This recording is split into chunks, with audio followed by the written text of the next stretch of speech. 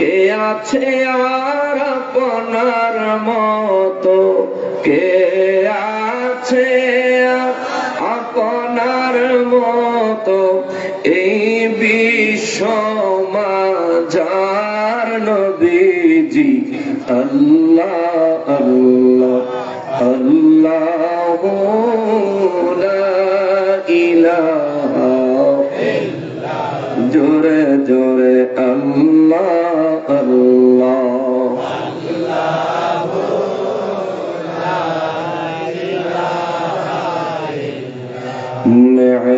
মেরাজেতে গেলেন আপনি বুরাকে সওয়ার, মেরাজেতে গেলেন আপনি বুরাকে সওয়ার। ওরে বিনা পর্দায় লামাকানে, বিনা পর্দায় কানে মাবুদের দিদার নবীজি। আল্লাহ আল্লাহ আল্লাহু লা ইলাহা আল্লাহ আল্লাহ।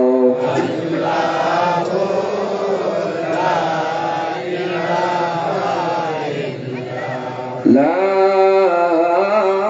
ইলাহা ইল্লাল্লাহু মুহাম্মাদুর রাসূলুল্লাহ সাল্লাল্লাহু আলাইহি ওয়াসাল্লাম। সকলে উচ্চ আওয়াজে জবান খুলে শুকরিয়া আদায় করি, আলহামদুলিল্লাহ। আরো একবার শুকরিয়া আদায় করবে এই জন্যে যে পরওয়ারদিগারে আলম মেহরবানি করে আজ 27 জানুয়ারি 2025 সালের 13 মাঘ 1431 বাংলা রোজ সোমবার দিবাগত রাতে আয়োজিত ঐতিহ্যবাহী ব্রাহ্মণবাড়িয়া জেলাধীন বিজয়নগর থানাধীন বিন্নিঘাট দক্ষিণ পাড়া একতা ইসলামী যুব সংগঠনের উদ্যোগে ৫ম বার্ষিক সুন্নি মহাসম্মেলনে আমাদেরকে এই বিন্নিঘাট দক্ষিণ পাড়া নূরে মদিনা জামে মসজিদ সংলগ্ন মাঠে অবস্থান করার, উপস্থিত হওয়ার যে তৌফিক মহান রব্বুল আলামিন এনায়েত করেছেন, তার জন্য জবান খুলে উচ্চ আওয়াজে আরো একবার পড়ি আলহামদুলিল্লাহ। লক্ষ কোটি দুরূদ ও সালাম সরকারে কায়নাত সৈয়দুল মুরসালিন খাতিমুন নবীন রাহমাতুল লিল আলামিন নূরে মুজাসসাম নূরুন আলা নূর, হায়াতুন নবী জিন্দা নবী নবীদের নবী, উম্মতের কান্ডারি নবী, শাফাআতের কান্ডারি নবী, হাউজে কাউসারের মালিক নবী আমার নূর নবীজির নূরানি কদম মোবারকে মহান রব্বুল আলামিন যেন মেহেরবানি করে কবুল করেন। জবান খুলে পড়ি আমিন।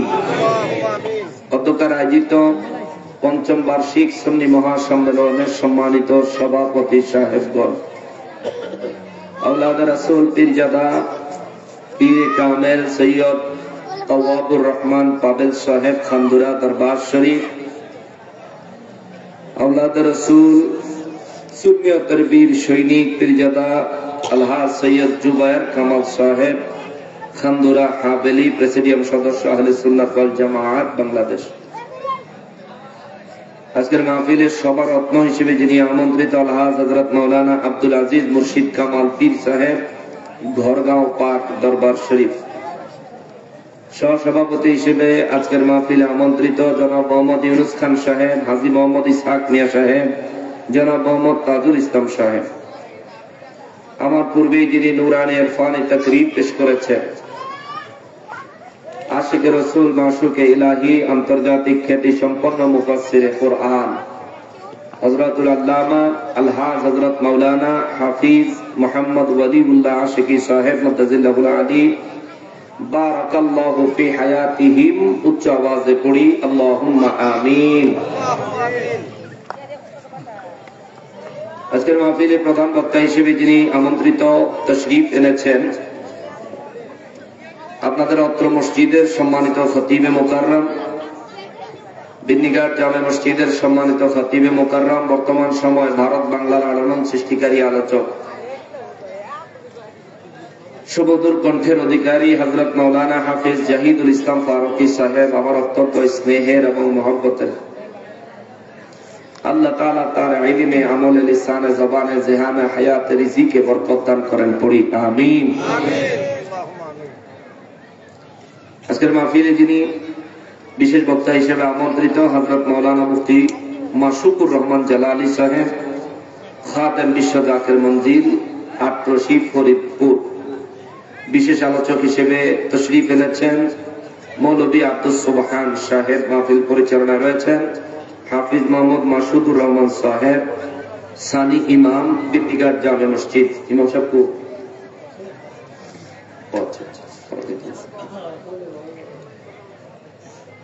উপস্থিত দিগার ওলামায়ে কেরাম, সমাজের মান্যগণ্য ব্যক্তিবর্গ, আমার সম্মুখে উপস্থিত দিনদার ইমানদার মুসলমান মুত্তাকি ভাইরা, পর্দার আড়ালের মা ও বোনেরা, রাস্তাঘাট, দোকানপাট থেকে, দূর দূরান্ত থেকে, পৃথিবীর বিভিন্ন প্রান্ত থেকে, বিভিন্ন সোশ্যাল মিডিয়ার মাধ্যমে এই মুহূর্তে আমাকে যারা দেখছেন, সকলকে উদ্দেশ্য করে সালাম আরজ করে আলোচনায় প্রবেশ করছি। আসসালামু আলাইকুম ওয়া রাহমাতুল্লাহি ওয়া বারাকাতুহু। সম্মানিত হাজিরিন, আমাদের সবার জানা আছে আজকের রাত আল্লাহ এবং তার রাসূল সাল্লাল্লাহু আলাইহি ওয়াসাল্লামের দিদারের রাত। জোরে কন্যা সুবহানাল্লাহ। এটা মনে আছে তো নাকি? এই স্টেজে যারা আছে পিছনে আপনার কথা পেন না, হবে না বলা, আপনি বললেন একটু চেয়ার খালি আমার নানা ওলিউল্লাহ আশিকি সাহেবের করে দিয়েছেন আমারে ভাঙা জিনিস জোড়া লাগাইতে পারে না, নাই আমি তো পারি না। ভাঙা ময়দান জোড়া দিতে পারে না, নাই আমি পারি না। তবুও যেহেতু এই করছি, অল্প কিছু মানুষ পাইছি, স্টেজে আমরা যারা আছি সবাই একটু আন্তরিক মুখে যাতে ডিস্টার্ব না হয়। যদিও আজ আমার আলোচনার জন্য ভিন্ন নিয়ত ছিল, কিন্তু পরে চিন্তা করলাম আজকের রাত মেরাজের উপরে কি নানা আলোচনা করছে। নানা আলোচনার বিষয় টপিক কি ছিল? মেরাজ শরীফ সম্পর্কে। আমি কি মেরাজ করতাম না অন্যদিকে যাই? না, নানা যেহেতু মেরাজ করে এলেছে, তাই কি মেরাজ করতাম? আচ্ছা, তাইলে অন্যদিকে যাই, অসুবিধা নাই। তাইলে সূরা ওয়াকিয়া থেকে আলোচনা করি। তবে মেরাজের কথা যেহেতু তুলে ফেলেছি, দুটা কথা বলি। মেরাজের রাত আল্লাহ হলো সবচেয়ে খুশির রাত। জোরে কন্যা সুবহানাল্লাহ। আমরা মানুষ, আমরা তো খুশি হই, খুদ রব্বুল আলামিন নিজের খুশির রাত হচ্ছে মেরাজের রাত। জোরে কন্যা সুবহানাল্লাহ।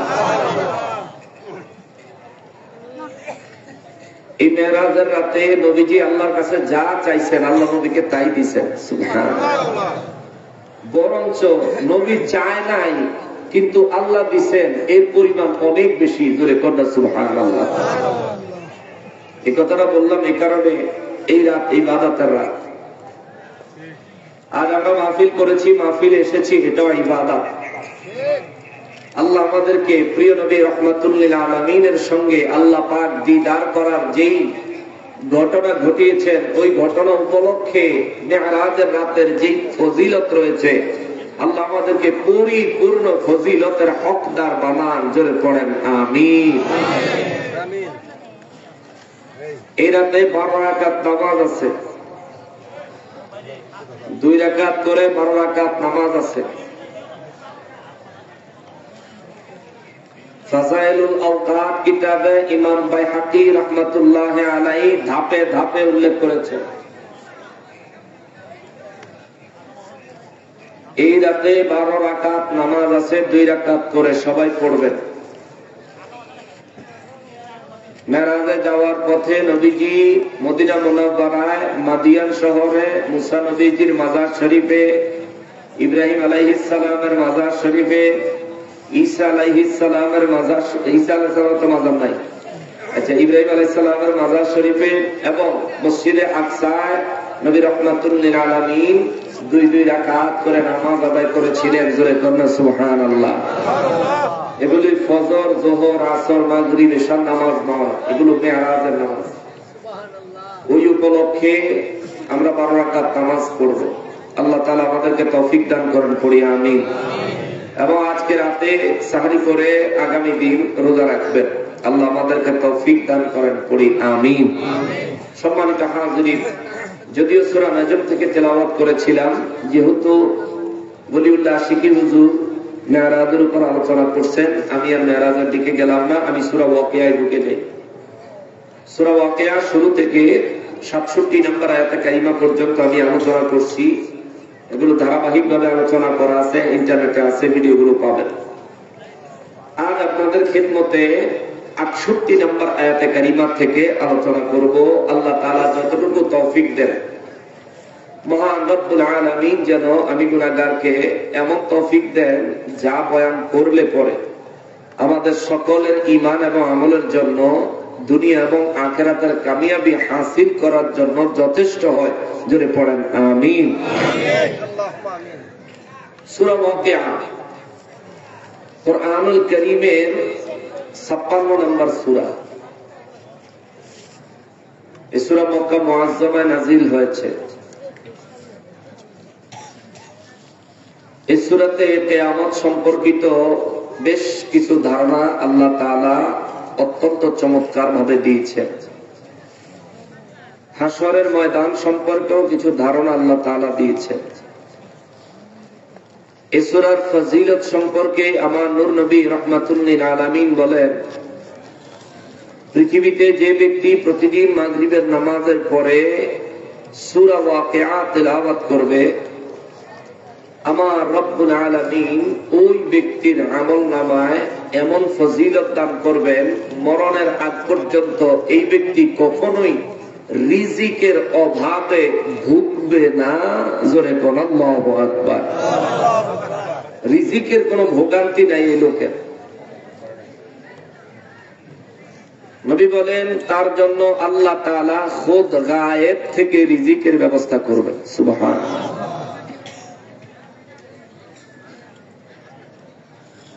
এই সূরার 68 নম্বর আয়াতে কারিমায় মহান রব্বুল আলামিন বলেন,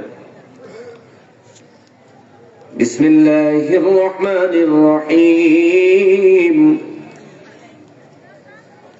আফারাআইতুমুল মাআল্লাযী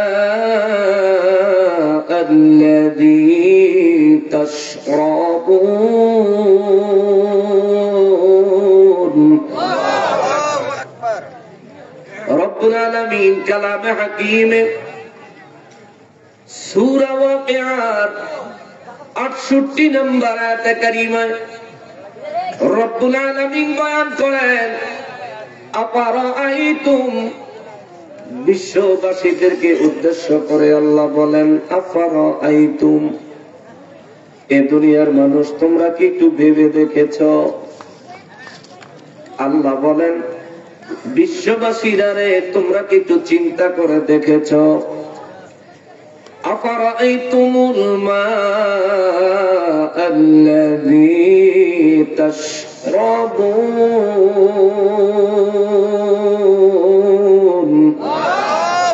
রব্বুল আলামিন বলেন, দুনিয়ায় তোমরা যে পানি পান করো, এই যে পানি আমি রব্বুল আলামিন তোমাদেরকে দিয়েছি, এই পানি যে তোমরা পান করো, এই পানি সম্পর্কে একটু ভাবছনি কখনো? রব্বুল আলামিন বলেন, কখনো ভেবেছ কিনা পানি সম্পর্কে? হয়তো ভাবতে পারেন, প্রশ্ন করতে পারেন, হুজুর রব্বুল ইজ্জত এই সূরার মধ্যে হঠাৎ পানি সম্পর্কে ভাবতে বললেন, কারণটা কি? কারণ জানতে হলে এই সূরার আরো কয়েকখানা আয়াতে কারিমার পূর্বে যেতে হবে। তবে যেহেতু এখান থেকে আলোচনা শুরু করেছি, আমি সংক্ষেপে কিছু কথা টেনে আনি, যাতে করে আপনারা পরবর্তী কথাগুলো সহজে বুঝতে পারেন।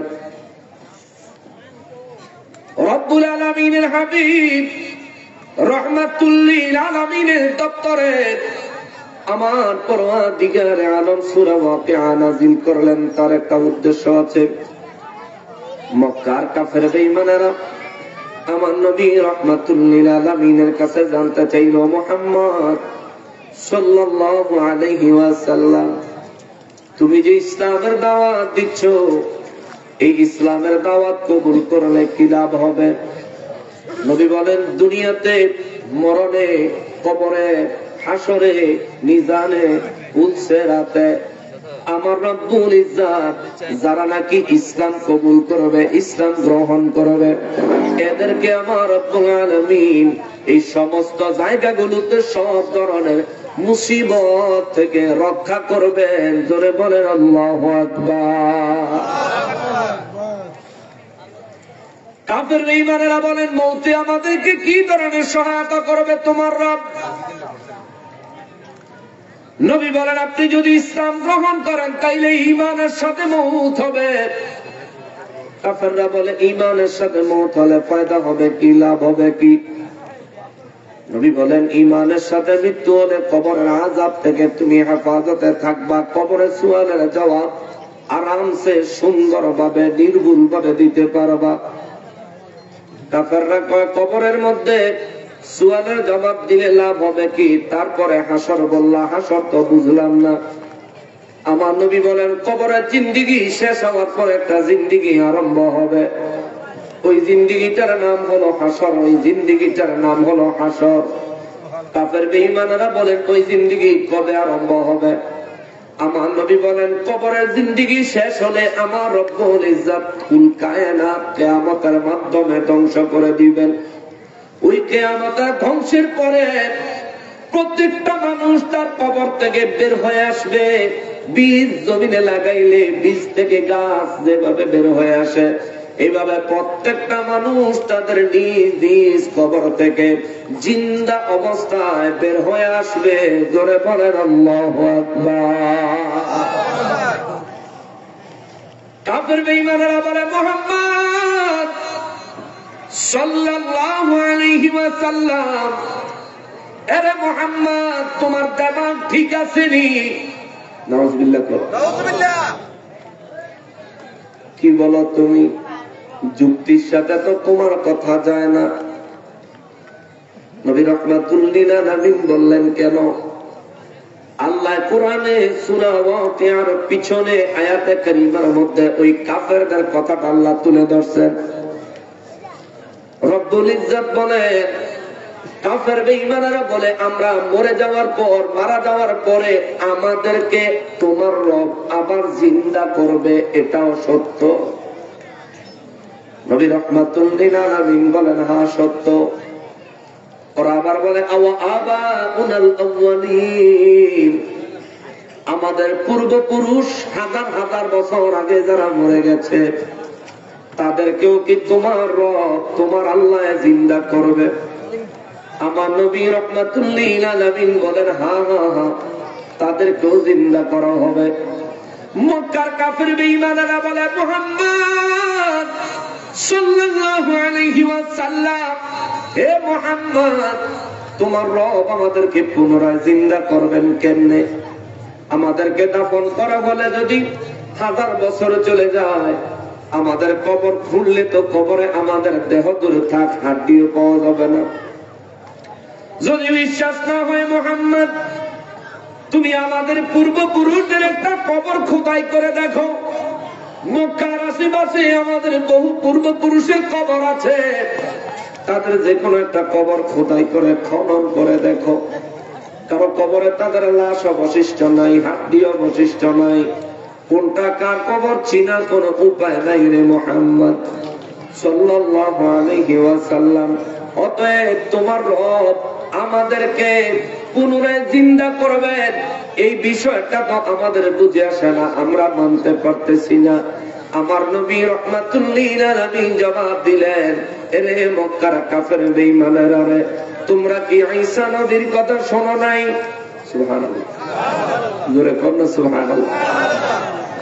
এ কাফের বেঈমানেরা, তোমরা কি ঈসা নবীর কথা শোনো নাই? কাফেররা বলে, কি শুনতাম? বলে, আমার নবী রাহমাতুল লিল আলামিন জবাব দেন, ঈসা নবীকে আমার আল্লাহ এমন একটা পাওয়ার দিয়েছিলেন, ঈসা নবী যত পুরনো কবরই হোক না কেন, কবরের পাশে দাঁড়াইয়া যখন বলতেন কুম বিইذনিল্লাহ, দাঁড়িয়ে যাও আল্লাহর নির্দেশে, ঈসা নবী বলতে দেরি হইতো হাজার হাজার বছরের পুরনো লাশ, যে লাশের চিহ্ন কবরের ভিতরে পাওয়া যাবে কি যাবে না সন্দেহ আছে, ওই কবরের ভিতর থেকেও একেবারে তর তাজা জিন্দা জীবন্ত মানুষ হইয়া কবরবাসী দাঁড়ায়া যাইতো। জোরে বলেন আল্লাহু আকবার। আমার নবী রাহমাতুল লিল আলামিন বলেন, ঈসা নবী রব্বুল ইজ্জাতের ডাকে, রব্বুল ইজ্জাতের নামে ঈসা রূহুল্লাহ আলাইহিস সালাম কবরবাসীরে ডাক দিলে কবর থেকে দাঁড়ায়া যাইতো। তাইলে ওই হাজার বছরের পুরনো লাশকে জিন্দা করেছেন আমার দুই রব, তোমাদের পূর্বপুরুষকেও জিন্দা করতে পারেন আমার ওই আল্লাহ। জোরে বলেন সুবহানাল্লাহ। আমাদেরকে পুনরায় কবর থেকে জিন্দা করে বের করবেন কে? জোরে বলেন, আরো জোরে বলেন। আমি কিন্তু বাবা আপনার ঘরে বেশি নাতে রাসূল শোনাইতে পারতাম না, কারণ আমি যদি দুই এক লাইন শোনাই এগুলি সব নকল, কারো না কারো কাছ থেকে শোনা, কারো না কারো কাছ থেকে কালেকশন করা। আমার লেখা অল্প কয়টা নাতে রাসূল আছে, তাও আমি ওয়াজের ভিতরে গাই না, মুর্শিদি তো ওয়াজের ভিতরে গাই না। আমি কিছুক্ষণ তাফসীর শোনাবো, যদি ধৈর্য হয় বাবা শুনলেন, মনে না চাইলে উঠা চইলা যায়, আমার সুবিধা নাই। আজকে মনে চাইলে উঠা চইলা যাইতে পারবেন, কিন্তু যেই দিনের কথাগুলো কোরআন থেকে আপনাদের সামনে উপস্থাপন করব, ওই দিনটা হাসরের দিন। ওই হাসরের ময়দান থেকে পালাইয়া যাওয়ার, বের হয়ে যাওয়ার, ভিন্ন রাস্তায় জান্নাতে চলে যাওয়ার, ফাঁকি দেওয়ার কোন সুযোগ আছে? কিছু মানুষ আসছিলেন, আমার নানা হুজুরের ভক্ত, ওয়াজ শুনছেন, কলিজা ঠান্ডা করে বাড়ি চলে গেছেন। চিন্তা করছেন বিজয়নগরে কোনদিন নকশবন্দিরে দেখি নাই, বিজয়নগরে নকশবন্দি হুজুর আসে নাই, কি জানি কি ওয়াজ করবো, বাদ যাই কালকা মানুষের কাছে হন মনে। এরকম চিন্তা করে যারা চলে গেছেন তাদের উপর আমার মনে কোনো দুঃখ নাই, দুঃখ নাই, দুঃখ নাই। তবে একটা কথা জানতে বড় ইচ্ছে করে, আজকের এই পবিত্র রাতে, মেরাজুন নবীর রজনীর রাতে, মেরাজুন নবী সাল্লাল্লাহু আলাইহি ওয়াসাল্লামের মতো এত বরকতময় রাতে, এত সুন্দর একটা কোরআন সুন্নাহর মজলিস, জান্নাতের বাগান ফালায় আপনি বাড়িতে চলে গেলেন। কিয়ামতের ময়দানে যখন আপনি দাঁড়াবেন, সেদিন সেখানে আমিও থাকবো, আপনারাও থাকবেন, যারা চলে গেছেন তারাও থাকবে। আপনাদের এলাকায় যারা বাড়িতে বসে রয়েছে, মাহফিলে আসে নাই, যারা দোকানে চা খাইতেছে, আড্ডা দিতেছে, মাহফিলে আসে নাই, এরাও কিন্তু হাসরের ময়দানে দাঁড়ায় থাকবে। চায়ের দোকান থাকতো না, চা খাবার সুযোগ থাকতো না, আরে ক্ষুধার কথা তো দূরে থাক, নিজের গায়ে যে কাপড় থাকতো না সেই চিন্তা করার তো সময় পাইতো না। ভয়ে, রব্বুল ইজ্জাতের ভয়ে, সমস্ত হাসরবাসীদের হাহাকার দেখে নিজের আমল নামার চিন্তাই তো নিজের পেরেশান হয়রান হয়ে যাবে। এই জন্য বলি বাবা, আজকের মাহফিলটাতে কিছু সময় মনোযোগ দিয়ে বসেন। রব্বুল ইজ্জাত কিছু আমাদের জন্য হেদায়েতমূলক বাণী নাজিল করেছেন। এই বাণীগুলো যদি আমরা আমাদের অন্তরে ধারণ করতে পারি, এই বাণীগুলো যদি আমরা আমাদের জীবনের চলার পথের পাথেও বানাইতে পারি, ইনশাআল্লাহুল আযীজ হাসরের ময়দানে আমার আল্লাহ নাজাত প্রাপ্তদের দলে আরশে আজিমের ডান পাশে আমাদেরকে জায়গা দিবেন। জোরে বলেন আল্লাহু আকবার। মক্কার কাফির বেঈমানেরা বললেন, ঈসা নবী মানুষ জিন্দা করত শুনছি। কারণ মক্কার কাফিরদের মধ্যে খ্রিস্টানও ছিল। এ মুহাম্মদ সাল্লাল্লাহু আলাইহি ওয়াসাল্লাম, ঈসা নবী মানুষ জিন্দা করতেন, এই কথা আমরা শুনছি। নবী বলেন, ঈসা নবী মানুষ জিন্দা করার কোনো ক্ষমতা রাখেন না। ঈসা নবীর ক্ষমতা যিনি দিয়েছেন তিনি হলেন আমার আল্লাহ। ওই রব্বুল ইজ্জতের বাণী তোমাদেরকে শোনাচ্ছি, শোনো। ওই রব্বুল ইজ্জতের পয়গাম তোমাদেরকে শোনাচ্ছি, শোনো। ইসলাম কবুল করো, দ্বীন কবুল করো। কাফের বেঈমানেরা বলে আমরা মারা যাওয়ার পরে, কবরে মিশে যাওয়ার পরে তোমার রব আমাদেরকে কেমনে আবার জিন্দা করবে? এই সমাধান কিন্তু এখনো বুঝমতো তোমার কাছ থেকে পাই নাই। আমার নবী রাহমাতুল লিল আলামিন বলেন, আরে মক্কার কাফেরেরা রে শোনো, রব্বুল আলামিন যেদিন তোমার বাবার বীর্য, তোমার বাবার নুতফা তোমার মায়ের গর্ভে প্রতিস্থাপন করেছেন, সেই দিন আমার আল্লাহ তোমার মায়ের গর্ভে 40 দিন পর্যন্ত নুতফাকে নুতফাই বানায়া ফালায়া রাখছেন। 40 দিন পরে আল্লাহ তোমার ওই বাবার ওই নুতফাটাকে রক্তের একটা খন্ড বানাইছেন। আর 40 দিন পরে আমার আল্লাহ আপনার এই রক্তের পিণ্ডটার একটা গোশতের টুকরা বানাইছেন। আর 40 দিন পরে ওই গোশতের ভিতরে আমার আল্লাহ হাড্ডি সৃষ্টি করেছেন। জোরে বলেন সুবহানাল্লাহ। নবী বলেন মানুষের দেহে হাড্ডি আমার রব্বুল ইজ্জত যখন সৃষ্টি করেছে, সর্বপ্রথম যে হাড্ডিটা বানাইছেন এটা একটা বিন্দু সরিষার দানার মতো। সুবহানাল্লাহ। এটা বিন্দু হাড্ডি আমার আল্লাহ বানাইছেন। এই হাড্ডিটা মানুষের মেরুদণ্ডের একেবারে শেষ মাথায়, মেরুদণ্ডের একেবারে শেষ মাথায় ওই বিন্দু হাড্ডিটা আমাদের প্রত্যেকের শরীরে আছে। সুবহানাল্লাহ। নবী বলেন মানুষ মারা যাওয়ার পরে মুমিনের দেহ খেয়ে ফেলা, ধ্বংস করে ফেলা জমিনের জন্য আমার আল্লাহ আরাম করে দিয়েছেন। সুবহানাল্লাহ। মুমিন কবরের মধ্যে অক্ষত থাকবে, কিন্তু যারা কাফের, যারা মুনাফিক, এরা কবরের মধ্যে নিজের দেহ ধ্বংস হয়ে যাবে।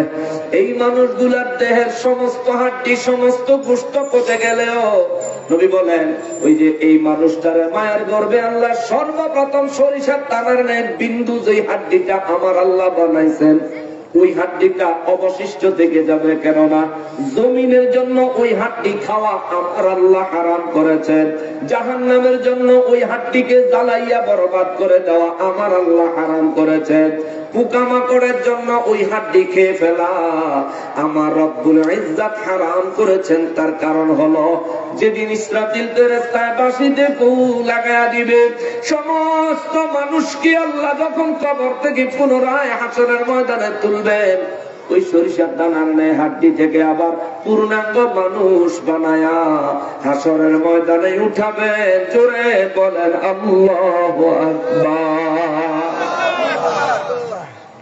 কাফের বেঈমানেরা বলে বিষয়টা বুঝে আইল না।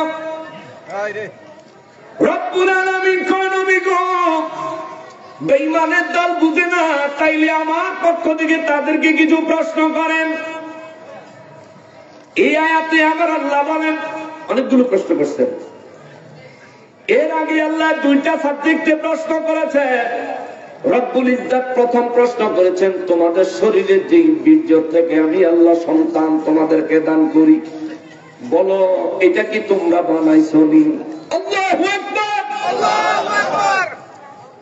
দুনিয়ার সব ডাক্তারের মাথা এক জায়গায় করলেও এক সরিষার দানার ন্যায় নুতফা বীর্য তৈরি করা কি সম্ভব?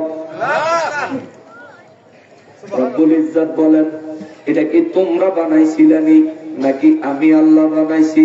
কে বানাইছে? আল্লাহ। কে বানাইছে? রব্বুল ইজ্জত বানাইছেন। দ্বিতীয় নম্বরে আল্লাহ বলেন জমিনের নিচে তোমরা যে বীজ রোপণ করো, ফসলের জন্য যে বীজ লাগাও, এই বীজ তোমরা তো লাগাইয়া দাও, এই বীজ থেকে গাছ বের করে কে? আল্লাহ। জোরে কন আল্লাহ। এই বিজয়নগরের মানুষ জীবনে প্রথমবার আইছে, জোরে কন কে? বীজ থেকে গাছ আল্লাহ কয় আমি বের করি, ওই গাছকে শক্তপুক্ত আমি আল্লাহ করি, ওই গাছে তোমাদেরকে রিজিক হিসাবে ফলমূল দান করেন যিনি, তিনি কে?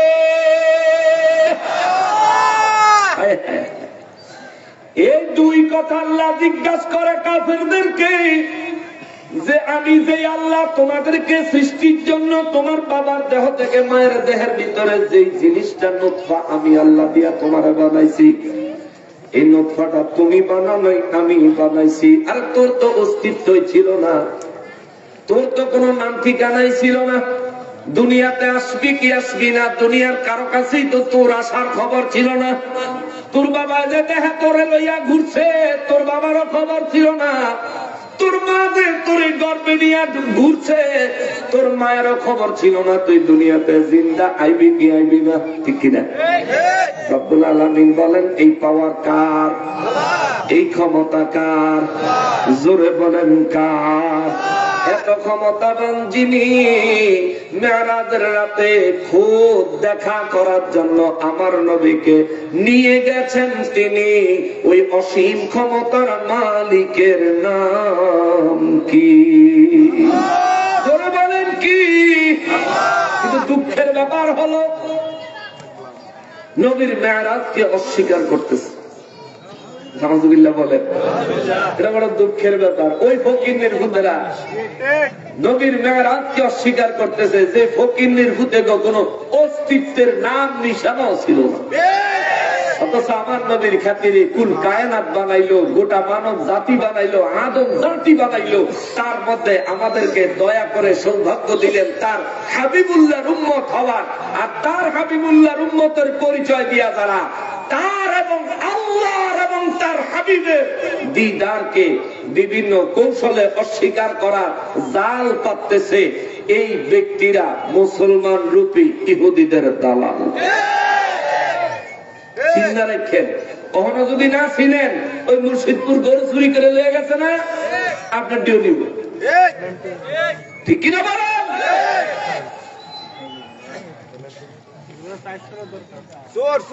ওরে জাতির কাছে প্রমাণ আছে, ওরে জাতির কাছে প্রমাণ আছে, ওহাবিরা গরু চোর। ওরে চোরের গোষ্ঠী চোরের মেলা মিলাইছিল মুর্শিদপুর।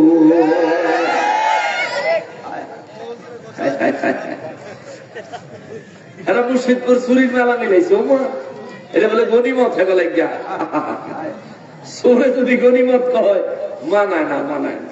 আল্লাহ তারপরে হেদায়েত দেখ, জোরে করা আমিন। এই গরু চোরের দল কয় মেরাজের রাতে নবীর সাথে নাকি আল্লাহ দেখা হয় নাই। আরে তোরা গরু চোরের দল, বলৎকারীর দল, মসজিদের ভিতরে বাসন করণের দল, বাচ্চাদেরকে বলৎকার করার দল, তোদের ফতুয়ার কোন দাম?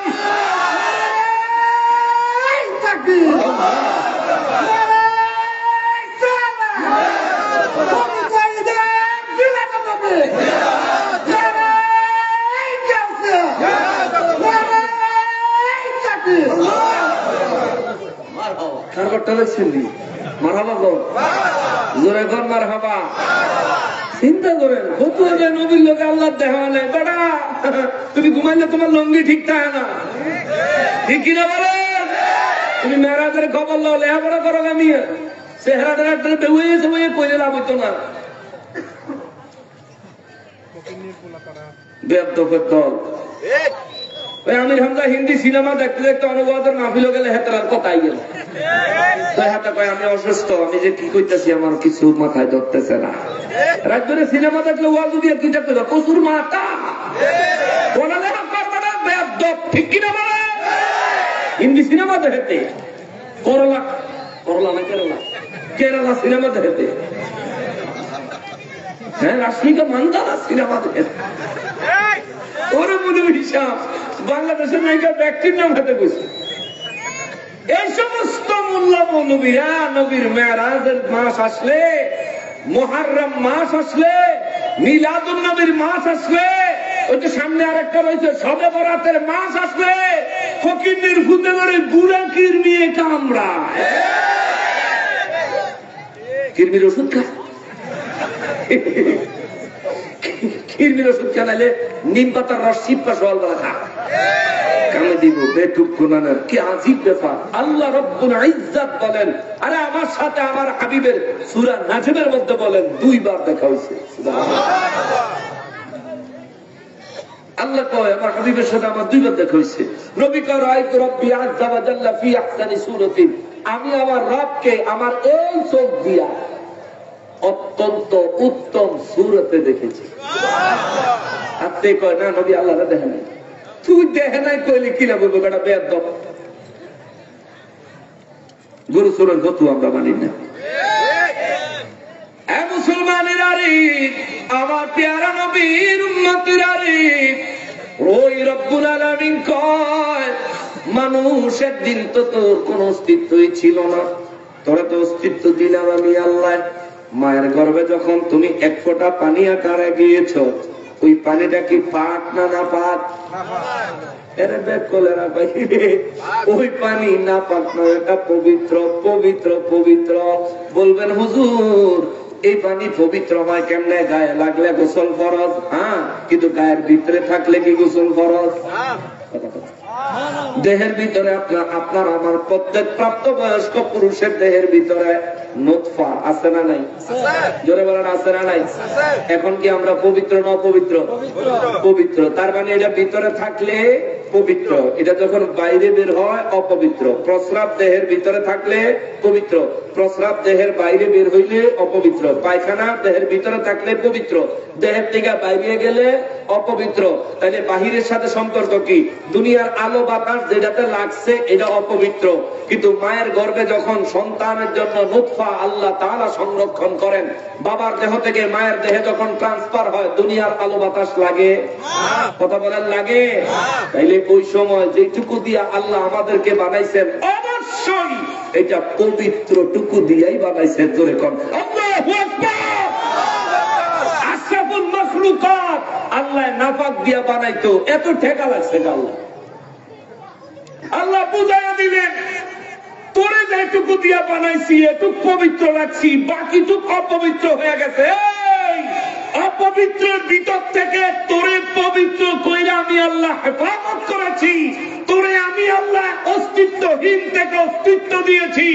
আমি যে আল্লাহ তোরে অস্তিত্বহীন থেকে অস্তিত্ব দিতে পেরেছি, নিশ্চয় আমি সেই রব যিনি তুই ধ্বংস হয়ে যাওয়ার পরেও আবার তোকে বানায়া হাসরের ময়দানে হাজির করতে পারবো। ঠিক কিনা বলে? এই পাওয়ার, এই ক্ষমতা কার? আল্লাহর। এটা মানতেই হবে। কিন্তু আমার নবী রাহমাতুল লিল আলামিনের দপ্তরে মক্কার কাফির বেঈমানেরা মানতে না চাইলে আমার রব্বুল ইজ্জত তাদেরকে বলেন, জমিনে মাটির নিচে যে বীজ লাগাও, বীজ ফুটাইয়া অঙ্কুরিত করে কে? এই অঙ্কুরিত করা গাছকে শক্তপোক্ত করেন কে? এটার মধ্যে ফল ফসল আমাদের জন্য রিজিক দান করেন কে? এরপরে রব্বুল ইজ্জত বলেন, রে দুনিয়াবাসীরা রে, ও দুনিয়াবাসীরা, কেমনে তোমরা নাফরমান হও? জমিনের ফসলের কথা বলার পরে 3 নম্বরে আল্লাহ বলেন, আফারাআইতুমুল মাল্লাযী তাশরাবুন।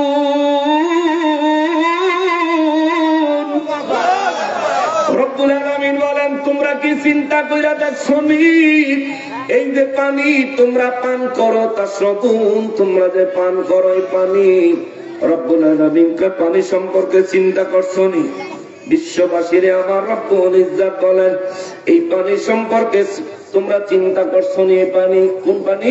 রব্বুল আলামিন বলেন, আনতুম আনজালতুমুহু মিনাল মুজনি, ওই যে আসমান থেকে বৃষ্টির মাধ্যমে আমি আল্লাহ যে পানি ঝরাই। আল্লাহু আকবার। আল্লাহ কয়, আসমান থেকে বৃষ্টির মাধ্যমে যে পানিটা আমি আল্লাহ ঝরাই, এই পানিটা সম্পর্কে চিন্তা করছো নি? এই পানিটা কি তোমরা ধরাওনি? মক্কার কাফের বেঈমানদেরকে আমার আল্লাহ বলেন, ওই আয়াত আমি বিজয়নগরের মুসলমানের বিবেককে জাগ্রত করার জন্য বিজয়নগরের মুসলমান, দিল্লি ঘাটের মুসলমানদেরকে বলছি। আসমান থেকে বৃষ্টি ঝরায় কে? জোরে বলেন, আরো জোরে বলেন। আল্লাহ কয় আনতুম আনজালতুমুহু মিনাল মুজনি আম নাহনুল মুনজিলুন। আল্লাহ কয় আসমান থেকে বৃষ্টি কি তোমরা ঝরাও না, আমি ঝরাই। কে ঝরায়? জোরে বলেন, কে ঝরায়? আরো জোরে বলেন, কে ঝরায়? রব্বুল ইজ্জত কয় লাউ নাশাউ জাআলনাহু উজাজা ফালাউলা তাশকুরুন।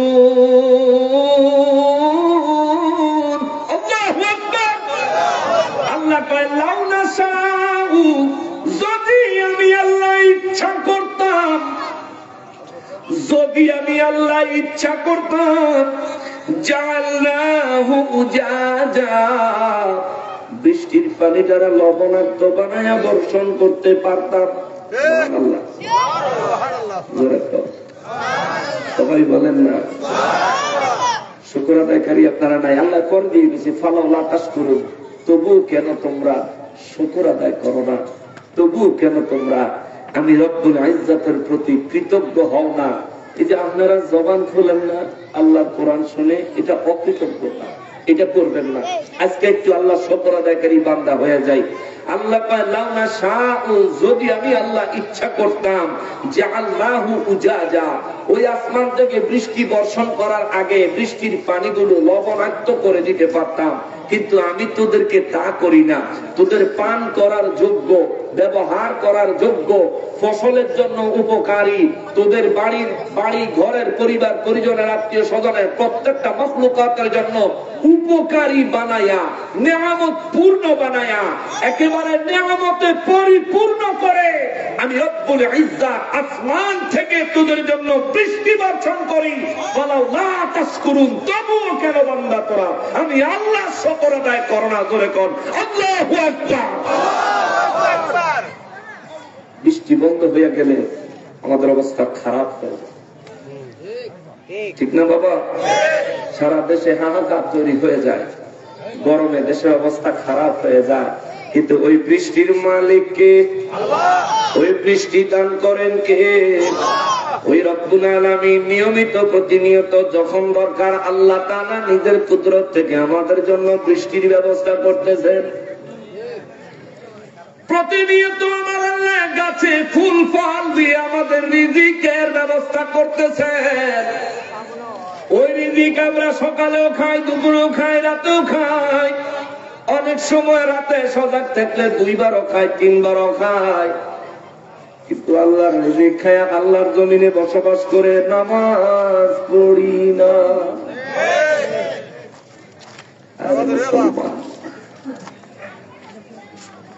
এই বিন্নিগার যে মসজিদ, আজকে ফজরের নামাজও কয় কাতার মুসল্লি হয়েছে? ইমাম সাহেব ফজরের নামাজের সময় মুসল্লি কয় কাতার হয়েছে? 1 কাতার হয় নাই। বলে শুক্রবারে আল্লাহ ছেলে জুমার দিন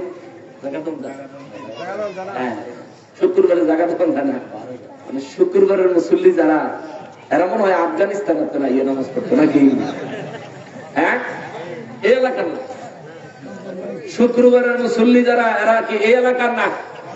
বাজারে সুন্দর একটা কথা বলছে, হেঁটে তো কাম কাম না। আচ্ছা, আল্লাহ কি আমরা দুনিয়ার কাম কইরা আল্লাহ নামাজ গ্যাপ দেওয়ার লেগে পাঠাইছে? না। রব্বুল আলামিন কালামে হাকিমের মধ্যে ঘোষণা করেন, ওয়া মা খালাকাতুল জিন্না ওয়াল ইনসা ইল্লা লিয়াবুদুন।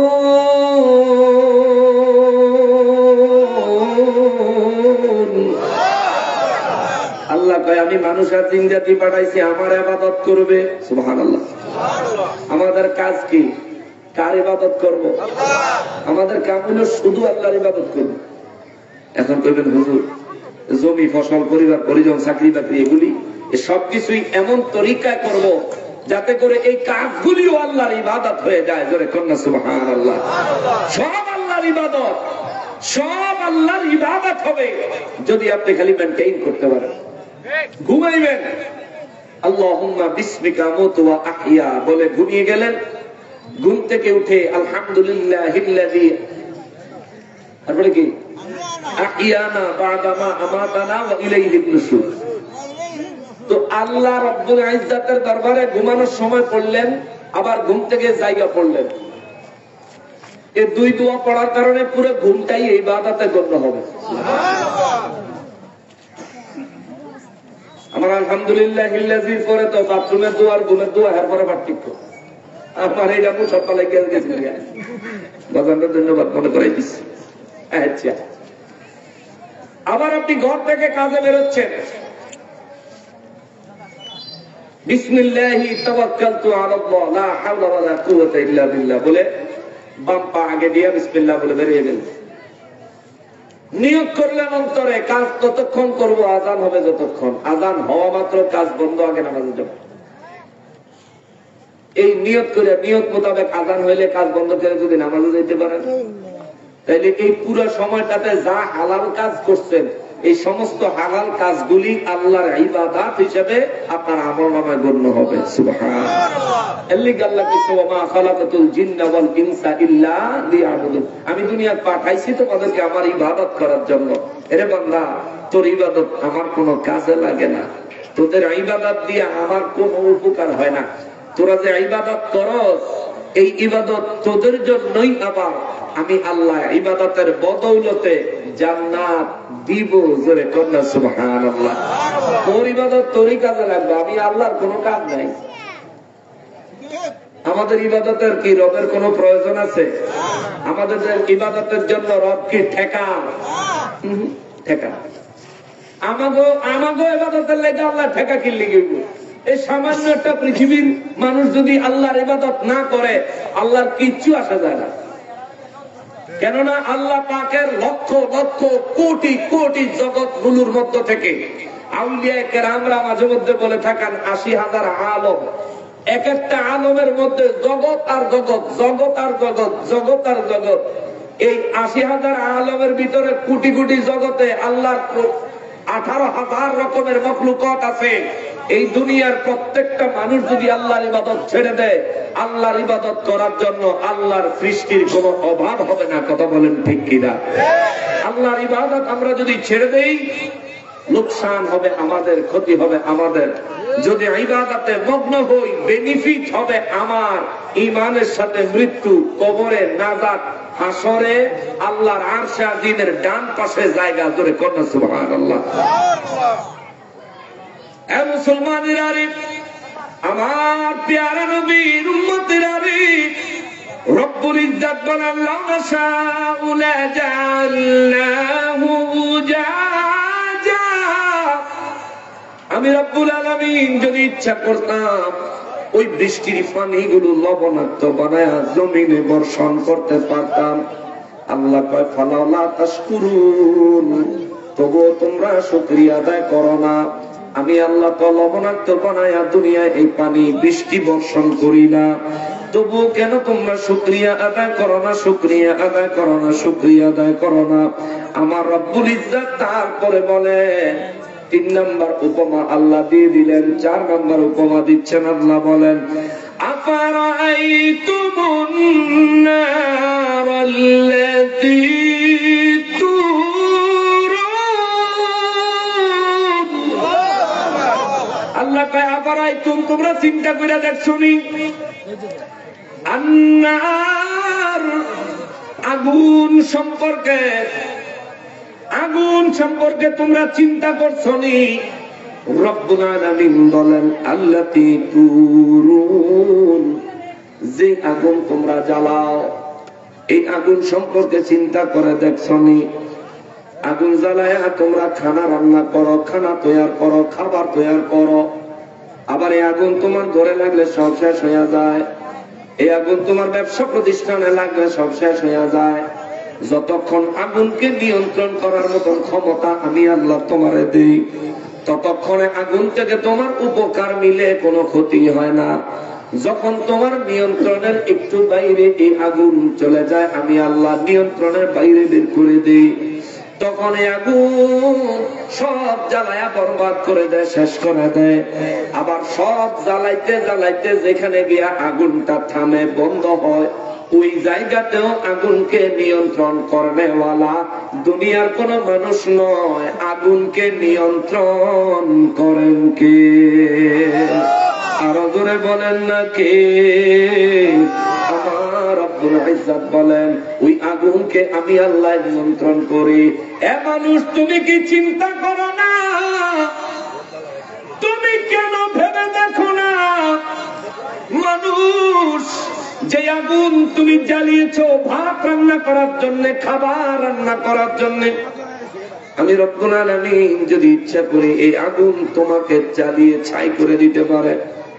ঠিক কিনা বল? রান্না করতে গেলে গ্যাসের বোতল ব্লাস্ট হয় না? হয় না? হয় না? রান্না করার আগুনে পুরো ঘরের মানুষ, পরিবারের লোক জ্বলে মরে যায় কি যায় না? গাড়ির মধ্যে আগুন লাগা গাড়ির ভিতরে মানুষ মরে কি মরে না? অথচ বাড়িতে যদি আগুন না থাকে, আপনি পৃথিবীর যে কোনো জায়গায় যাবেন, পৃথিবীর যে কোনো জায়গায় যাবেন, আপনার সাথে আগুন না থাকলে, পানি না থাকলে বাঁচতে পারবেন না একদিনও। যদি আগুন থাকে, যদি পানি থাকে, তাইলে মাসের পর মাস বাঁচতে পারবেন। যেই জায়গায় কোনো মানুষ নাই, যেই জায়গায় কোনো পশু নাই, যেই জায়গায় কোনো মানব সমাজ নাই, মানুষ নাই, মানুষ নাই, ওই জায়গা তো আপনার কাছে যদি খাওয়ার মতো ভালো পানি থাকে, আর আপনার কাছে ব্যবহার করার মতন যদি আগুন থাকে, মাসের পর মাস ওই জায়গায় বসবাস করতে পারবেন, থাকতে পারবেন। কিন্তু আগুন নাই, পানি নাই, আগুন নাই, খাওয়ার যোগ্য পানি নাই, আপনার ওই জায়গায় একদিনও বেঁচে থাকা সম্ভব হবে না, হবে না, হবে না, হবে না। পানি যদি আমার রব্বুল ইজ্জত আমাদের জন্য খাবার জন্য কত আরাম করে দিছে না হারে, মানুষ চিন্তা করে না রে। এই পানি কত সুন্দর করে বোতলে ঢুকাইলো, টাকা দিয়া কিনলাম, খাই, পিপাসা মিটাই, শরীরের প্রয়োজন মিটাই। এই পানিরে আমার আল্লাহ যদি সাগর থেকে একটু বাসায়া দেয়, যা বাংলাদেশ টানে তো বাসায়া দেয়, বন্যা শুরু হয়ে যায় ফেনী দিয়া, বন্যা শুরু হয়ে যায় সুনামগঞ্জে দিয়া, বন্যা শুরু হয়ে যায় সিলেট দিয়া, বন্যা শুরু হয়ে যায় বাংলাদেশের বিভিন্ন এলাকা দিয়া, বিভিন্ন জায়গা দিয়া। আর এই বন্যা পানির ধ্বংসাত্মক কাজ, পানির ধ্বংসাত্মক আক্রমণাত্মক রূপ যদি দেখতে চান আমার যুবক ভাইয়েরা, ইউটিউব ফেসবুকের মধ্যে তোমরা লেখবা সুনামি, গুগলের মধ্যে সুনামি লেখা সার্চ দিবা, জাপানের বিভিন্ন ভিডিও আছে। মাঝে মধ্যে আমি দেখি আমার রবের কত কুদরত, আমার রবের কত দয়া। কক্সবাজারে সুগন্ধা বিচে, কক্সবাজারে ইনানি বিচে কত বড় বড় ঢেউ এসে আছড়ে পড়ে। যদি একটু মাঝখানে সাঁতার কেটে যান, ঢেউ আপনারা এমন জোরে বাড়ি দিব, বাড়ি চোটে জিন্দিগি তামা হয়ে যাবে, আপনার মৌত হয়ে যাইতে পারে, খুঁজেও পাওয়া না যাইতে পারে। কিন্তু এত বড় ঢেউটারে সাগরের কিনারে আসলে থাইমা যায় কার নির্দেশে? আরো জোরে বলেন, কার নির্দেশে? ওই একটা ঢেউ যদি কক্সবাজার সুগন্ধা বিচে না থামে, এই ঢেউটা যদি চলতেই থাকে, চলতেই থাকে, চলতেই থাকে, সারা বাংলাদেশ তলায়া যাবে, সারা বাংলাদেশ ডুবে যাবে। এমনকি ভারতও ডুবে যেতে পারে, এমনকি চীনও ডুবে যেতে পারে, এমনকি গোটা পৃথিবীও আমার আল্লাহ এই পানির নিচে ডুবাইয়া শেষ করে দিতে পারে কি পারে না? জোরে বলেন, পারে কি পারে না? এই জন্য তো আল্লাহ কয়, পানি নিয়ে চিন্তা কর। নূহ নবীর জামানায়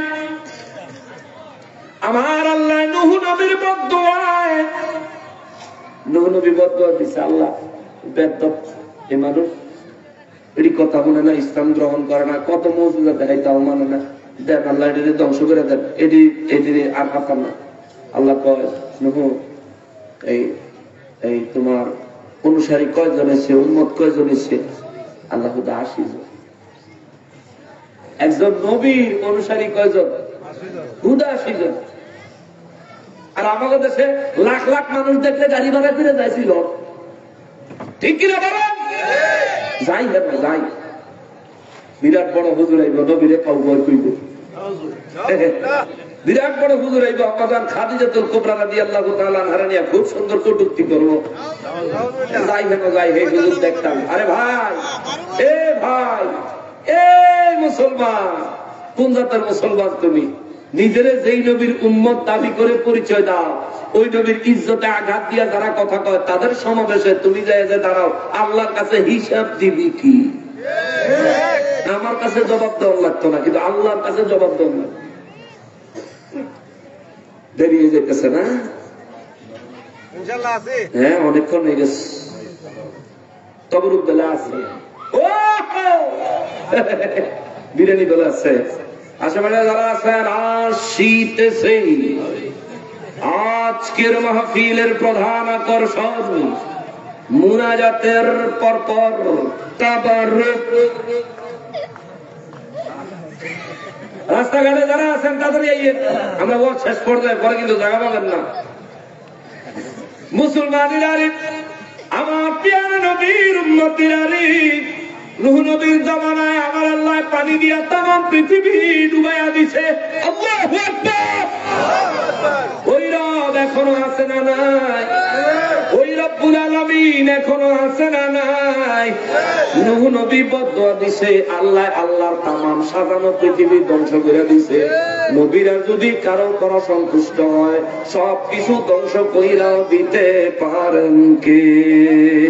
আর নূহ নবীর সাথে বিয়াদবি করার কারণে তামাম পৃথিবী পানিতে ডুবাইয়া দিছেন যে আল্লাহ, আমার নবী হলেন ওই আল্লাহর হাবিব।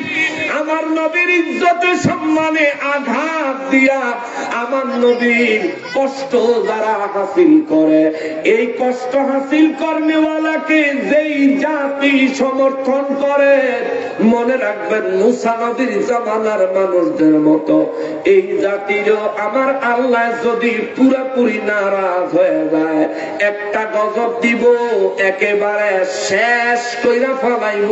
কথা কম ঠিক কিনা? অতএব আল্লাহকে ভয় করেন, আল্লাহকে ভয় করেন। আরে আমার নবীকে মেরাজে নিছেন কে? আমার নবীর সাথে দেখা করছেন কে?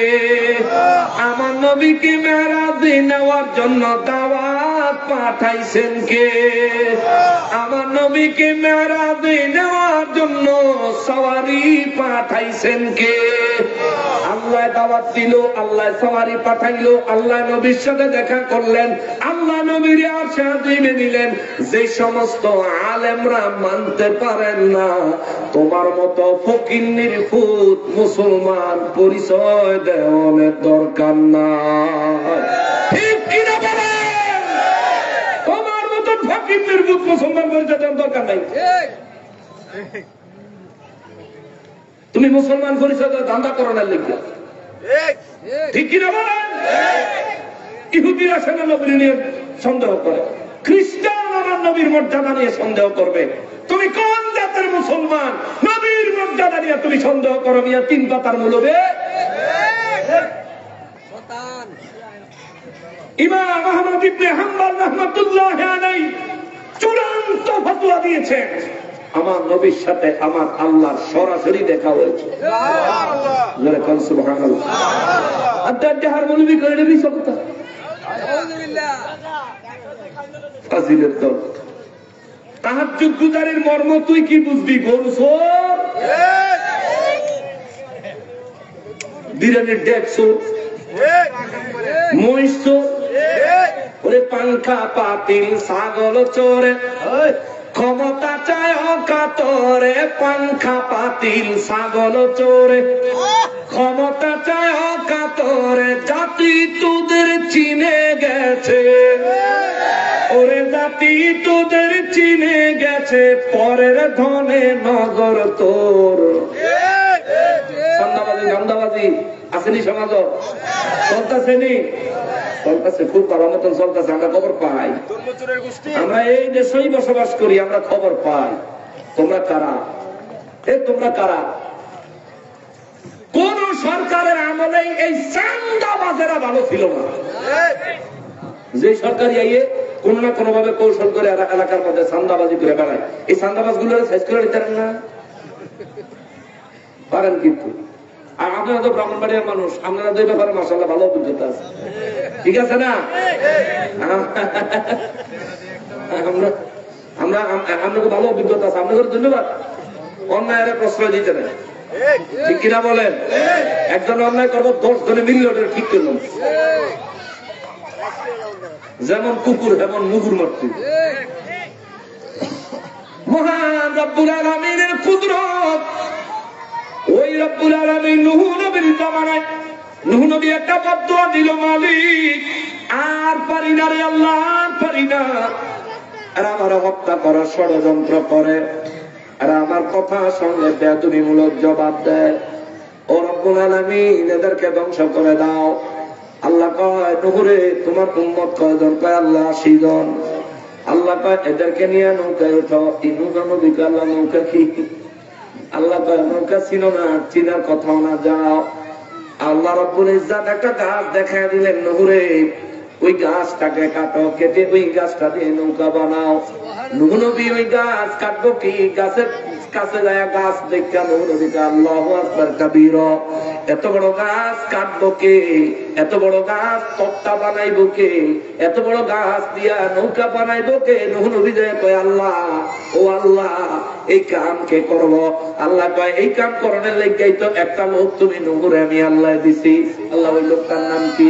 আল্লাহ কয় ওই লোকটার নাম হইল হুদ। জোরে কোন সুবহানাল্লাহ। হুদ একটা তো হুদ। আল্লাহ কয় উদের কথা। নূহ নবী দেয় উদের খবর দিছে, উদে দিকে আয়। উদে কয় নূহ নবী কি খবর? ওই যে দ্বীপের মাঝখানে একটা বড় গাছ দেখনি? কয় দেখি। ওই গাছটা কাইটা আমার আইনা দেওয়া লাগবো। সুবহানাল্লাহ। উদে কয় একটা আনলেই সারবো না, আরো লাগবো। জোরে কোন সুবহানাল্লাহ। নূহ নবী কয় ওই যে এই একটা আনলেই সারবো। শুধু আইনা দিন হইব না, তক্তা করে দেওয়া লাগবো। তক্তাও করে দেওয়া লাগবো। সুবহানাল্লাহ। তক্তা মানে কাঠের খন্ড আর কি। নূহ নবী কয় গাছ আইনা তক্তা বানায় দেওয়া লাগবো। উদয় কয় অসুবিধা নাই, তাইলে আপনার লগে একটা কন্টাক্টে যাই দিব। আমার কি কন্টাক্ট? আমারে আপনি এই গাছটারে কাটটা গুটটা না সব রেডি করে দিলে আপনি আমার একবেলা নাস্তা খাওয়াইবেন। সুবহানাল্লাহ। নাস্তা খাওয়াইবেন। নূহ নবী কয় নাস্তা হয়তো খাইবি, আর কি অসুবিধা নাই। আগে শুনলাম কি নাস্তা খাইতাম, তো কি খাইবি? আমি যদি আধা পেট ধরা, পুরো পেট না আধা পেট ধরা যদি নাস্তা খাই, তবু আমার 12,000 রুটি লাগে। জোরে কোন সুবহানাল্লাহ। নূহ নবী কয় ডাহাইতের করে ডাহাইতে কয় কি রে? কয় যা 12,000। তলকে তরকারি লাগবে রে, কম তরকারি ছাড়ি খাবো কেন? 12,000 রুটি লাগবে। অসুবিধা নেই, 12,000 রুটি দিব। উদে কয় কামলা লন রুটি বানান শুরু করেন, আমি গাছ লই আইতাছি। সুবহানাল্লাহ। নূহ নবী কয় গাছ লই আইতাছি মানে কত বড় গাছ? এটা তো 2-5 টাইম লাগতো। যাইতাছি আর আইতাছি, আপনি রুটি বানান। সুবহানাল্লাহ। এই পাগলাই দ্বীপের মাঝখানে যায় ওই মোটা গাছটারা মূলার মতো টান দিয়া উড়াই লাইছে। আল্লাহু আকবার। মূলার মতন টান দিয়া উড়াইয়া গাছটারে কান্দ লইয়া, এই জামানার তো আর বেরিয়ে ছিল না, থাকলে টানতে টানতে আইগুল দিতে। ঠিক কিনা বলে? আমাদের সব বাজারের তো গরু ঘুরে দেখবেন, বোঝাটা ব্যাগটা বাজারে ব্যাগটা যখন বড় হয়ে যায়, অনেকের ব্যাগ এমনি কান্দের উপরে হালাইয়া এক হাত দিয়ে এমনি দইরা আরেক হাতে বিড়ি টানতে টানতে আইতাছে। ঠিক কিনা বলেন? এই মুরব্বীর হাতে যে সময় এই ব্যাগ থাকে না, এই মুরব্বী আবার লঙ্গিটা কিনার দা আলগাইয়া এর দূর পর্যন্ত আলগা যায়, আর একটু আলগাইলেই বিপদ। ঠিক কিনা বলেন? গাড়ি দিয়ে মাঝে মধ্যে গাড়ি থেকে দেখা যায় এরম এরম ভাবে আলগাইছে, আর একটু আলগাইলে একদম পুরো বিপদ, পুরো বিপদ, একেবারে ভবিষ্যৎ অন্ধকার। আবার কিছু মুরব্বী আছে অত্যন্ত ভালো অভ্যাস আছে এদের, বাথরুম দিয়া বিড়ি না খাইলে তার আসে না। আসেনি এরকম? বাথরুমের সময় আপনি আগুনের সময় খাওয়ান লাগবো কি লিগা? গরু তো আগুনের সময় খায় না। দেখবেন গরুর যখন গোবর আসে, গরু তখন খাওয়াটা বন্ধ করে দেয়, গোবরটা সাইডে করে খায়, ঠিক কিনা বলেন? আর আপনি মানুষ গিয়ে টানতেছেন উপরে দিয়ে ইম্পোর্ট, নিচে দিয়ে এক্সপোর্ট চলতে, ইম্পোর্ট এক্সপোর্ট চলতে আছে। আচ্ছা, বাথরুমের ভিতরে গুয়ের গন্ধের ভিতরে আপনার কেমনে এটা টানতে মনে করল? বিড়িকে টানলেন, এটা যে গুয়ের গন্ধ আবার আপনি মধ্যে হাঁটাইল না। এমনি আপনি বাথরুমে গেলে রুমাল টুমাল দিয়ে নাক মুখ দায়িত্ব ধরে নেবেন। এগুলি বদ অভ্যাস চেঞ্জ কর, পরিবর্তন কর। বিড়ি খাওয়ান লাগবো কে লিখে কিতা আছে? হ্যাঁ, ওটা না খাই আমরা একটা সিদ্ধ ডিম কিনে খান। সারাদিনে যে কটা বিড়ি খান, এই কটা বিড়ির টেয়া দিয়া সকালে বিয়ালে মনে হয় 1 কোটি ডিম খাওয়া দেবে, ঠিক কিনা বলেন? তখন সবচেয়ে কম দামি সিগারেটের দাম কত? কে আছে? সবচেয়ে কম দামি সিগারেটের দাম দিলে 5 টাকা, 8 টাকা। 5 টাকা তোমারও আছে? আচ্ছা, 5 টাকা একবারে মানে ফার্স্ট টাকা নাকি শেষ টাকা 7 টাকা? আচ্ছা, কোন রকম বেশিরভাগ চলে কোন 8 টাকা 8 টাকাটা। তো 8 টাকা দিয়া এই আপনি একটা বিড়ি টানলেন, কতক্ষণ টাই না হুয়াইয়া শেষ। অথচ এই 3টা বিড়ির টিহা দিয়া যদি একটা সিদ্ধ ডিম কিনতেন, অথবা 2টা বিড়ির টিহা দিয়া যদি একটা কাঁচা ডিম কিনতেন, ওই যে আগুনটা বিড়ির জ্বালাইছেন এইটুকু আগুন যদি কিছু কাগজ চাপে চাকানো করে একটা পাতিলের মধ্যে দিয়ে যদি আগুন জ্বালিয়ে সিদ্ধ করে লাইতেন, এটা যে খাইতেন আপনার যে কি উপকার হইত, ঠিক কিনা বলে? মুখেও লাগতো, পেটেও লাগতো, গায়েও লাগতো, পেটও বর্ত, শরীরেও শক্তি হইতো। বিজ্ঞান বলে কেউ যদি একটা ডিম খায়, পুরো আস্ত একটা মুরগি খাওয়ার সমান এনার্জি আল্লাহ তারা দিয়ে দেয়। সুবহানাল্লাহ। একটা ডিম। আবার যে দুধ খায়, এই দুধ খাইলে যে ব্যক্তি প্রতিনিয়ত দুধ খায়, এই দুধের মধ্যে পুরো গরুর পুষ্টি আছে। জোরে কন্যা সুবহানাল্লাহ। আমরা যখন গরুর গোশত খাই, হাড্ডি খাইতে পারি না, কিন্তু দুধের ভিতরে হাড্ডি আছে। রক্ত, মাংস, হাড্ডি, এই 3 জিনিস গলে দুধ হয়। সুবহানাল্লাহ। এই 3টা জিনিসকে শরীর থেকে একটা হরমোন বের হয়, ওই হরমোনটা একটা কেমিক্যাল টাইপের আর কি শরীর থেকে বের হয় গরুর বা মানুষের মা বোনেরা যারা বাচ্চাদেরকে দুধ পান করায়, ওই মা বোনদের এই শরীর থেকে একটা হরমোন বের হয়ে এই জায়গাতে যখন আসে, হাড্ডি গলে, মাংস গলে, রক্ত গলে দুধের রূপ ধারণ করে। ধরে কন্যা সুবহানাল্লাহ। দুধের কথা কই চলেছিলাম, অনেক দেরি হয়ে গেছে।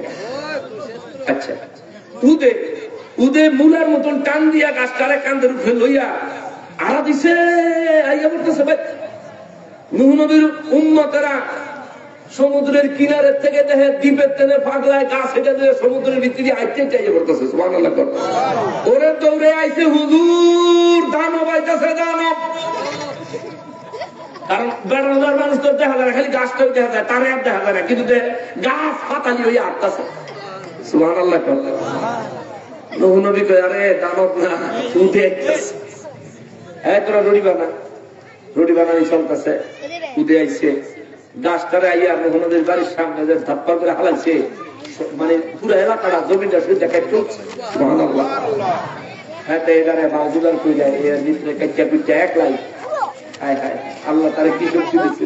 আমরা শক্তির বাহাদুরি করি, হ্যাঁ, 2 জনের 2 মিনিটটা ধরলে আমরা তুলাই, কিন্তু তারপরও আমরা অনেক শক্তি, অনেক বাহাদুরি আমরা করি। এবারে ছিল শক্তিশালী বানাইছে কে? ধরে কোন কে? এই বেড়ায় ইয়া গাছ গোছ কাটতে পিটতে সাইরা নবীর ঘর আইসা হাত মুখ ধুয়ে দিয়ে আইয়া কয়, দেন আমার বেশি খিদা লাগছে, নাস্তা দেন। নবী কয়, আচ্ছা হাত মুখ ধুইয়াছি, বইছে, দেরে রুড়ি দেরে একটা প্লেটে করে 3টা রুটি এনে দিচ্ছে। সুবহানাল্লাহ। কয়টা? 3টা রুটি এনে দিচ্ছে। তো সাইয়া রয়েছে, তো নবী কয় সাইয়া রয়েছে করে কয়, আপু আইতাছে, তুই খাস না?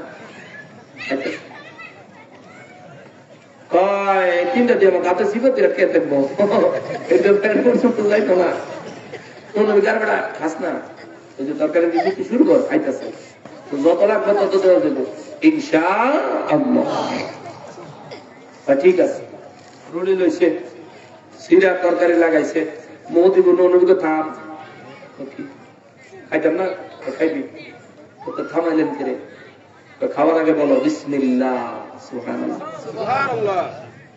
এটা কইলে কি এটা আমার আল্লাহর নামে কইয়া তুই খা অসুবিধা নেই আমি খাওয়ানোর মানুষ খাইব বিসমিল্লাহ খাইছি এক রুটি শেষ আর এক রুটি লইছে এই মাঝখানে সিরা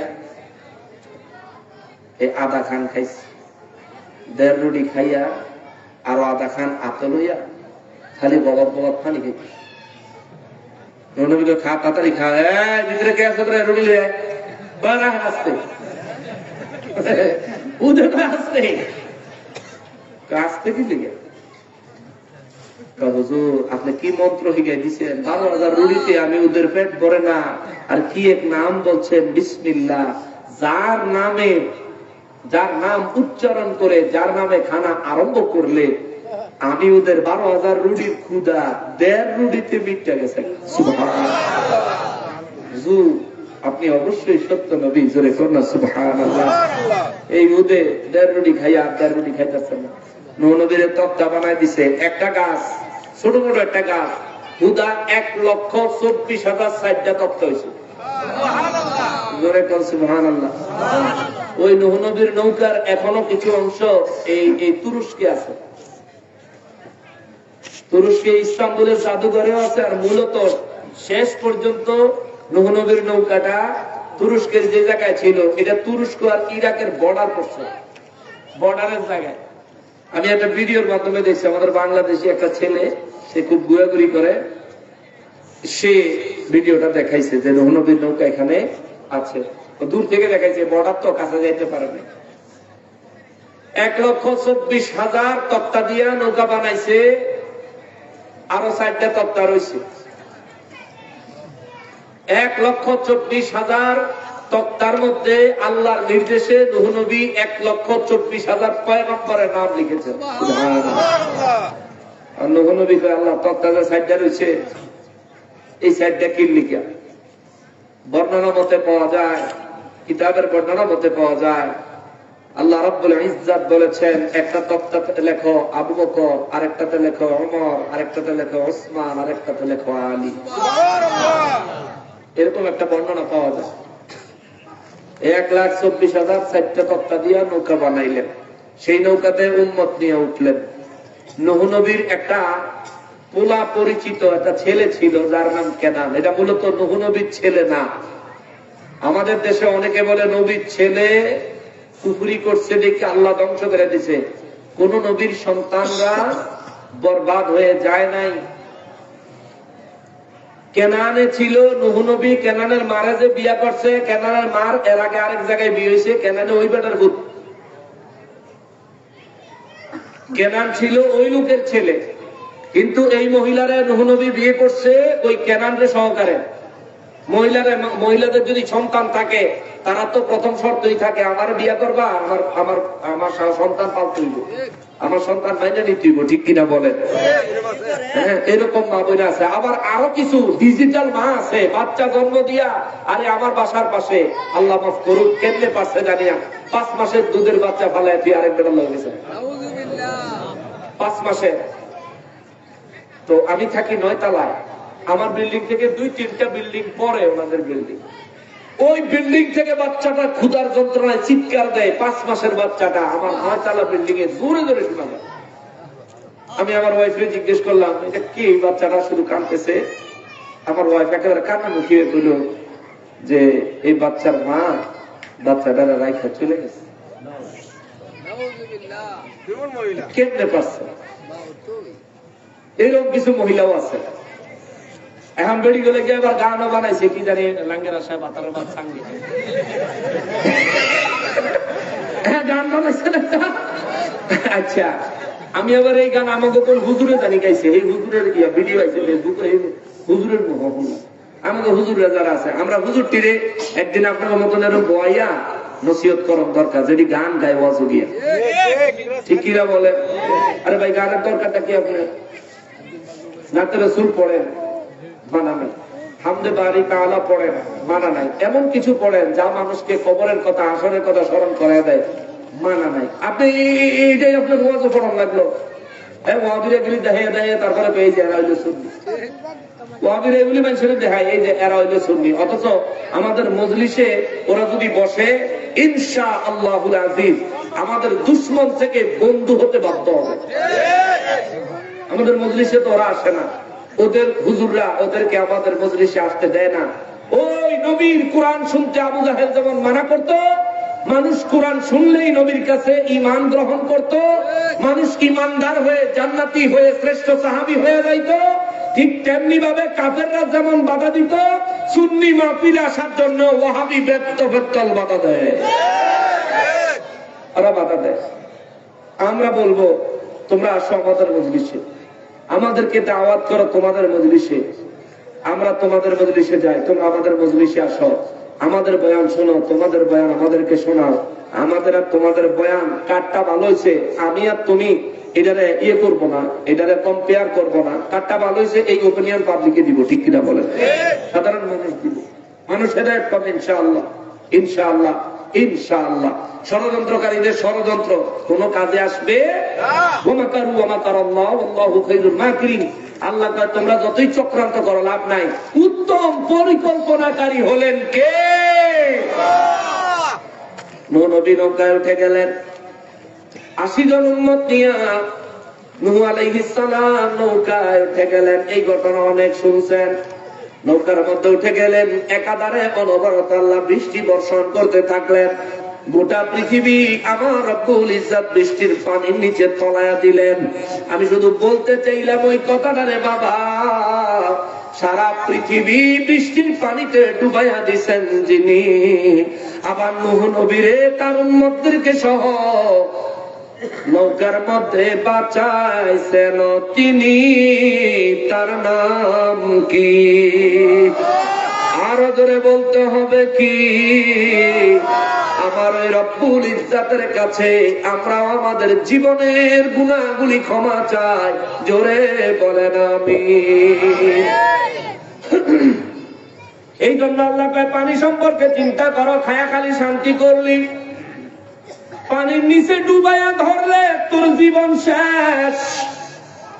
সমুদ্রের ঢেউ আমি আল্লাহ নিয়ন্ত্রণ না করলে তোদের দুনিয়াদারি শেষ, ঠিক কিনা?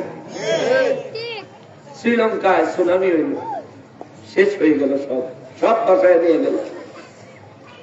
ইন্দোনেশিয়ায় সুনামি হইল, সব বাসায় নিয়ে গেল। কি পরিমাণে ভয়ঙ্কর ভাবে সমুদ্র থেকে আক্রমণ হয়েছে একটু দেখবেন। আমরা যেমন কক্সবাজার সুগন্ধা বিচে যাই, সমুদ্রের পানি ঢেউয়ের সাথে থাইমা যায়। যেদিন সুনামি আরম্ভ হয়েছিল সেই সময় বিচে কিছু লোক ছিল, এরা বুঝতেই পারে না যে আইতাছে তুফান, এই যে ঢেউ আইতাছে এটা থামতো না। যেই মাত্র ঢেউ আইসা সব ভাষায় নিয়ে যাইতেছে, দৌড়াইয়া পালানোর চেষ্টা করেও লাভ হয় নাই। কিন্তু ওই সুনামির ভিতরেও ইন্দোনেশিয়ায়, শ্রীলঙ্কায়, সারা দেশে তাণ্ডব চালাইছে। আল্লাহর ঘর মসজিদ, মসজিদের ভিতরে 11 জন মুসল্লি নামাজে ছিল, তারা অক্ষত ছিল, অক্ষত ছিল। তাদেরকে বাঁচাইছেন কি? ওই আল্লাহ কয় বান্দারে পানি নিয়ে একটু চিন্তা করো বান্দা, যে পানি ছাড়া তোমার জীবন বাঁচে না রে বান্দা। এই পানি আমি আল্লাহ আসমান থেকে বর্ষণ করে বৃষ্টি বানাইয়া, আমি যদি আসমান থেকে বৃষ্টির মতো ফোঁটা ফোঁটা না ফালাইয়া এই পানিটা সমুদ্রের পানির মতো পুরো পানি যদি একসাথে জমিনে ফালাইতাম, এই দুনিয়া একদিনের বৃষ্টিতে ধ্বংস হইয়া বরবাদ হইয়া যাইত। কিন্তু আমি আল্লাহ তা করি না, তোমাদের গায়ে বৃষ্টির পানি পড়লেও যেন তোমরা কষ্ট না পাও, এই জন্য আমি আল্লাহ বৃষ্টির এত বিশাল পানির সমাহারকে আমি আল্লাহ ফোঁটা ফোঁটা করে আস্তে আস্তে ফোটা ফোটা ছোট ছোট আকার দিয়ে দুনিয়ায় পাঠায়। বান্দা তুমি চাইলে ভিজতে পারো, তুমি চাইলে বৃষ্টির পানি সংগ্রহ করতে পারো, তুমি চাইলে বৃষ্টির পানি তোমার ফসলের জন্য আটকাইতে পারো, ফসলে তুমি বৃষ্টির পানি দিয়া ফসলের জন্য উপকার গ্রহণ করতে পারো। রব্বুল আলামিন কয় বান্দারে এই বৃষ্টির পানি আমি আল্লাহ মিঠা পানি বানায়া বর্ষণ করি। আমি আল্লাহ যদি ইচ্ছা করতাম এই বৃষ্টির পানির লবণাক্ত বানায় দিতে পারতাম। যদি লবণাক্ত বানায় দিতে পারতাম এই পানি তুই খাইতে পারতি না, এই পানি দিয়ে কোনো ফসল উৎপাদন করতে পারতি না, এই পানি দিয়ে দুনিয়ার তোর কোনো ব্যক্তিগত প্রয়োজন মিটাইতে পারতি না। আমার রব্বুল আলামিন বুঝাইয়া দিলেন যদি আমি বৃষ্টির পানিতে লবণ মিশাইয়া দিতাম, বৃষ্টির পানিতে যদি লবণাক্ত বানাইয়া দিতাম, আমার আল্লাহ বুঝাইয়া দিলেন এই দুনিয়া তোর বসবাস করা জিন্দা থাকাই মুশকিল হয়ে যাইতো। কথা বলেন ঠিক কিনা?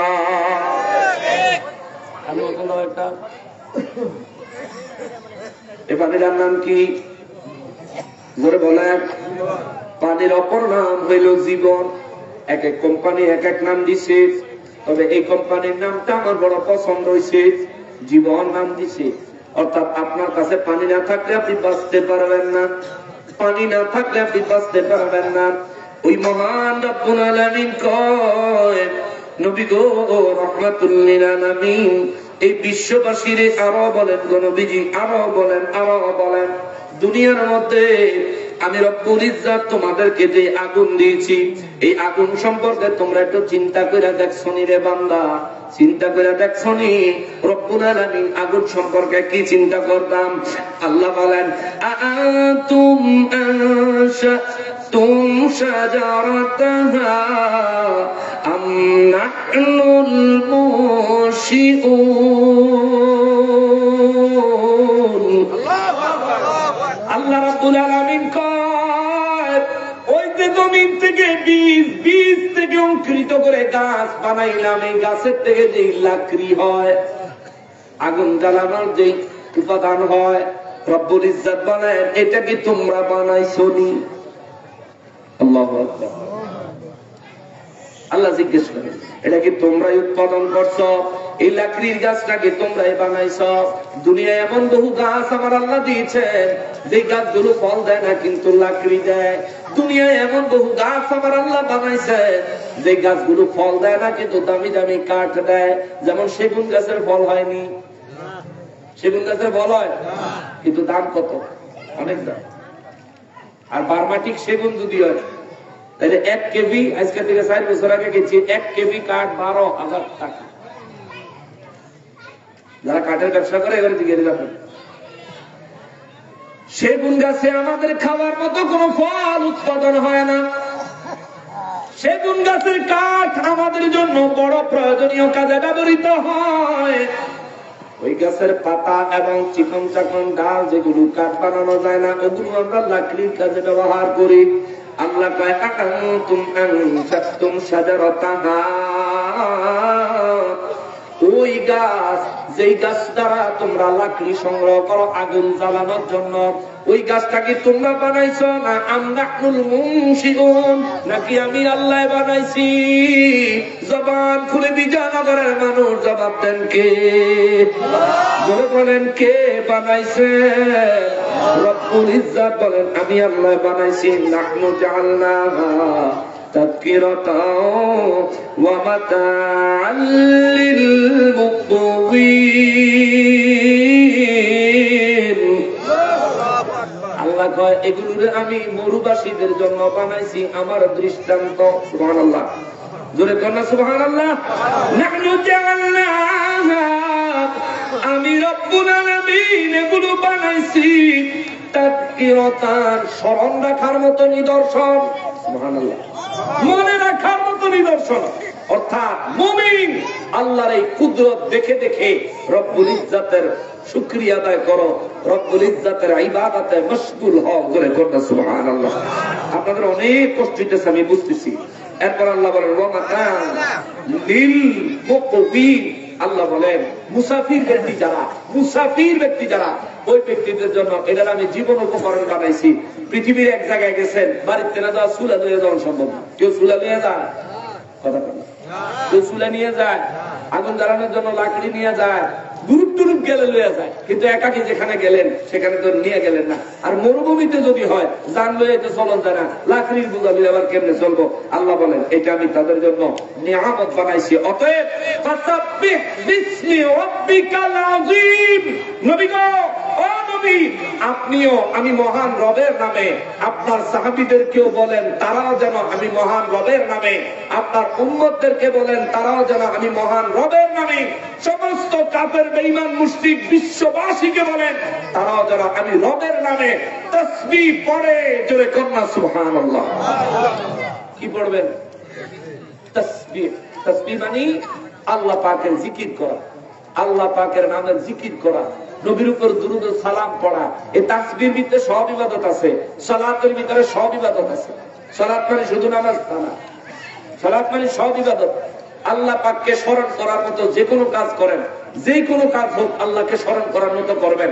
এই জন্য মুমিন ব্যক্তিরা আজ ওই গাছের দিকে তাকাইয়া মুমিন ব্যক্তিরা আল্লাহ কুদরতের কথা চিন্তা করে, আরে আমার মালিক কত দয়াবান, যদি এ গাছ দয়া করে তিনি না দিতেন ছায়া পেতাম কোথায়, ফল পেতাম থেকে, কাঠের প্রয়োজন চাহিদা মিটাইতাম থেকে, লাকড়ির চাহিদা প্রয়োজন মিটাইতাম থেকে। মুমিন এগুলো চিন্তা করে আর রব্বুল ইজ্জতের শুকর আদায় করে, চোখের পানি ছাড়ে আর মালিকের দরবারে শুকরিয়া আদায় করে, মালিক তুমি যদি না দিতা দেওয়ার কেউ ছিল না, ও আল্লাহ তুমি যদি দয়া না করতা দয়া করেন আর কেউ ছিল না। ইয়া রাব্বাল আলামিন, তোমার জমিনে তোমার রিজিক খায়া, তোমার দেহ নিয়া, তোমার দেওয়া রূহ নিয়া, তোমার দেওয়া হায়াতে জিন্দেগিতে থাইকা কত নাফরমানি করেছি। মুমিন হইলে এগুলো দেখে দেখে রবের কাছে ক্ষমা চায়।